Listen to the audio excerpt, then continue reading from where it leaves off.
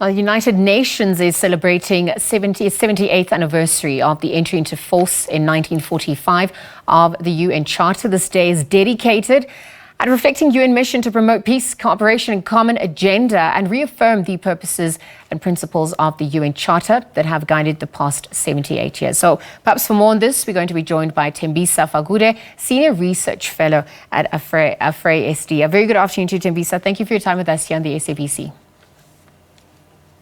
Thanks for having me. Given the milestone, the importance of the institution, perhaps you could reiterate its significance to date. Well, its significance was mainly to maintain peace, promote peace, and prevent what happened during the Second World War from 1939 to 1945. But, alas, what we see happening at the moment, especially now in Gaza, is that those people that were supposed to be shielded and the crimes that were committed against them not to be repeated again, you see them doing the same now to the Palestinians, sadly.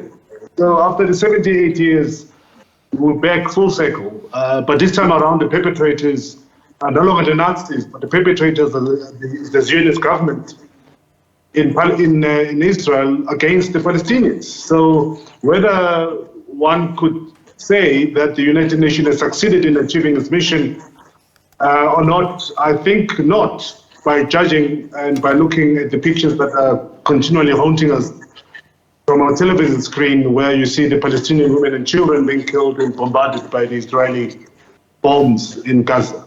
Well, you make a good point. Perhaps we could then look at the UN Secretary General, its role in leadership, who's at the helm at this point, and the impact.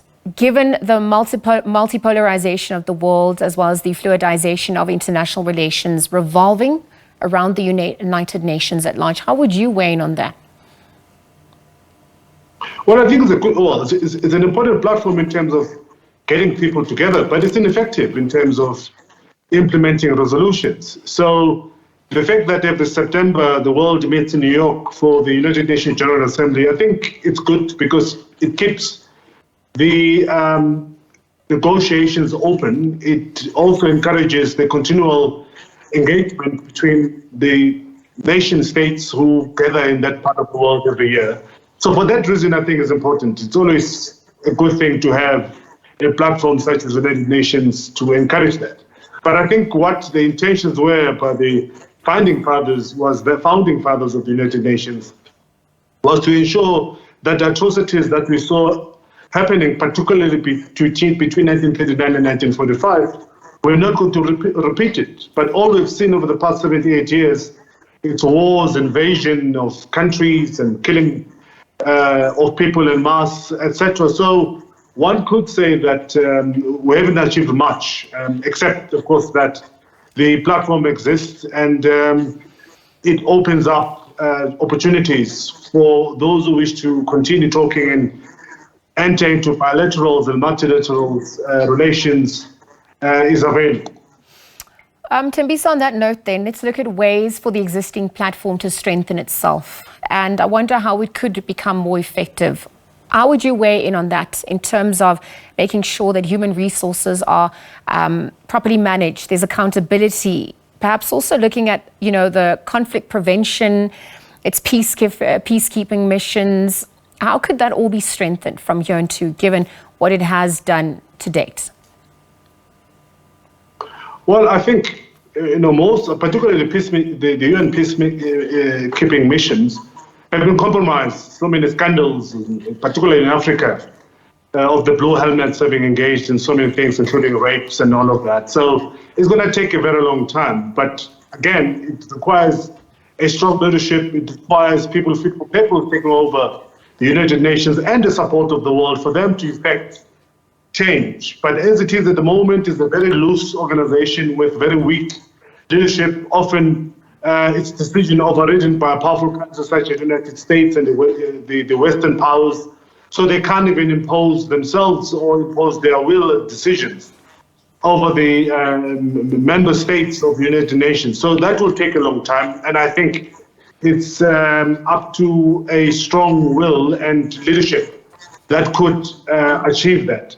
But other than that, I think it's doing a good work in terms of humanitarian relief. We know, for example, that the Palestinians, through the United Nations Relief Works Agency, have been heavily reliant on the UN in terms of their survival. So I think the UN can continue doing that.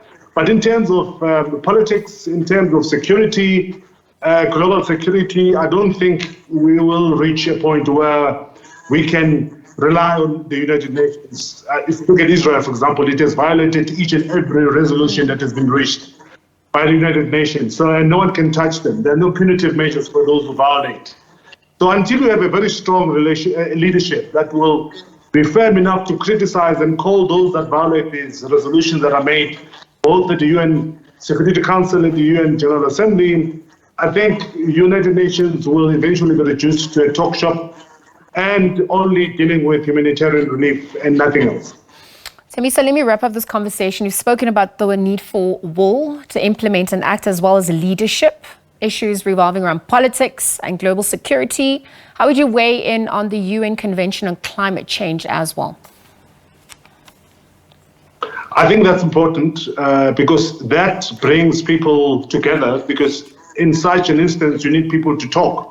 You need people to convince each other, at least across the table. Nation state must convince each other, best by believing that there is a climate change, because there are a lot of other leaders around the world, including Donald Trump, who's likely to come back into the fold, not accepting that there's climate change. So what the United Nations, for example, does is that it brings people together, gives them a chance to be convinced about the agencies that we have in the world. And I think in that regard, it has played a role, particularly on education, presenting and formulating policies and educational platforms that will go out in the world and mobilize people around the world to act on climate change. So I think in that regard, they've done well, and they continue to do so.